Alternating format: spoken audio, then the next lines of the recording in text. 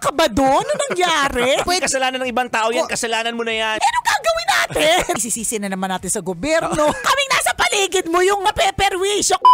Nakakalungkot din naman talagang isipin kapag halimbawa, meron ka mga nilista ng mga bagay-bagay tas hindi sila natupad. Andun ka pa rin sa maling tao. Andun ka pa rin sa relationship na it's constipated. Hanggang ngayon, hindi ka pa rin nakakaipon. Ayan tayo eh. Pero syempre, may ambag ka rin eh. Isisisi na naman natin sa gobyerno. Isisisi na naman sa office mate. Isisisi mo na naman sa kapitbahay na hindi ka pinautang or isisisi na naman sa kung kanino man na ang tanong dito, ano yung ambag mo? Pagpapapayad, pag-iipon, di ba, hindi may love sa maling tao. Yan, pwede. Kasalanan ng ibang tao yan, kasalanan mo na yan. Yung isa kong kakilala, nag-message, kung kailan 47 na siya partner, saka siya nabuntis ulit. Galit na galit siya, naiirita siya, nabubwisit siya kasi bakit daw nakalusot. Sabi ko, wala ka ba doon? Ano nangyari? Bakit parang feeling mo wala kang inambag? Actually, sinisisi niya asawa niya kasi daw hindi daw nagbilang, hindi nag-ingat, mga ganon-ganon. Tapos sabi ko, bakit yung asawa mo lang nandun ka din?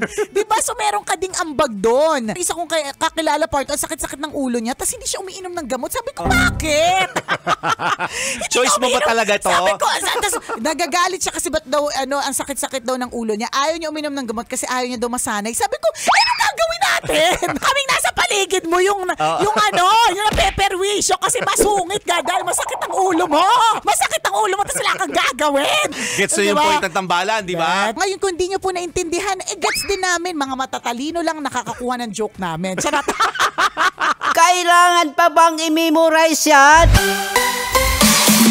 Love Radio Basic! Wow! Enjoy na enjoy sa mga videos namin. Nako, Marami pa niyan dito, kabisyo. Kaya para mas feel good ka, I-like mo ng video na to At mag-subscribe na sa aming YouTube channel! Don't forget to click the notification bell para lagi kang updated sa amin.